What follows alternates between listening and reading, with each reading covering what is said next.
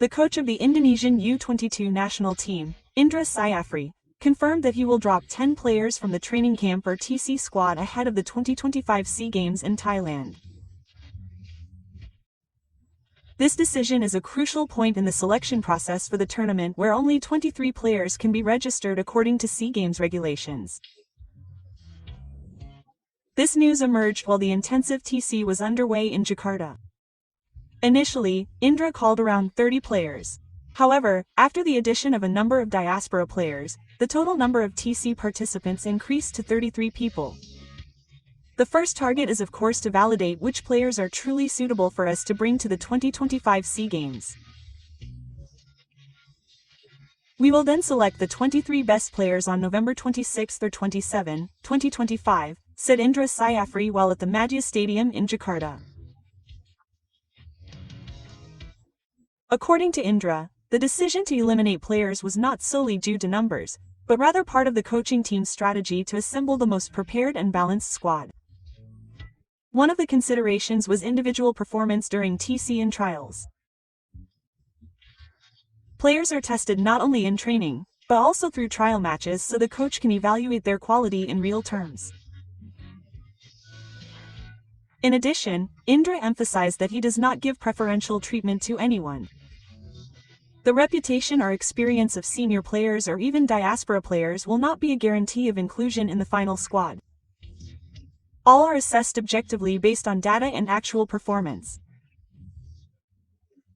As Indra revealed, all players are equally important and no player is favored in the selection process. Indra himself stated that the coaching team needs ready-to-use players, not just potential. Because the preparation time for the SEA Games is limited, players must show real performance, not just hope. Long-term, this training camp and rigorous selection process comes amidst immense pressure. Indonesia is aiming to defend its SEA Games gold medal. In previous editions, the achievements of Indonesia's youth teams have been a source of great hope for the Indonesian football community. Indra acknowledges the pressure, but he chooses to focus on assembling the best team possible without over-preparing the opponents. He is prioritizing the quality of his internal squad. What's clear is that I'm much more concerned about my own team than scouting the opponent, he said. Although he will be eliminating many players, Indra is not yet willing to reveal who will be on the final list of national team candidates. He stated that he needs to be careful so that the decision does not cause mistakes and controversy. The official announcement of the final 23 players is scheduled for November 26 or 27, 2025, coinciding with the end of the TC training camp. For the 10 players who will be removed, this will certainly be a big blow. They have spent time and energy in TC and may have had hopes of appearing at the SEA Games. A removal like this can cause disappointment, especially for young players who see a call-up to the national team as a golden opportunity. In a young team, a tough selection process can risk lowering morale. Indra and the coaching team must be smart in maintaining the motivation and mentality of the players, especially those who are uncertain whether they will be retained. If Indra makes the right decision in selecting players who are truly ready and reliable, then Indonesia can have a competitive squad at the SEA Games and perhaps exceed expectations.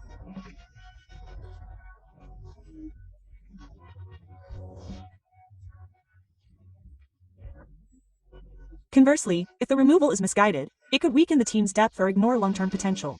Player call-ups. The diaspora continues to be a key part of the PSSI and coaching staff's strategy. However, the decision to eliminate players could also draw criticism from supporters who hope local players will be given more opportunities. Indra needs to balance public pressure with the team's technical needs.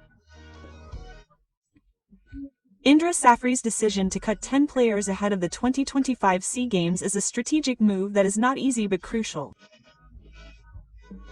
With only 23 slots available, the coach must carefully select those who can make the maximum contribution in this important event. Indra emphasizes objective assessment through performance data, real-world trials, and impartiality based on reputation.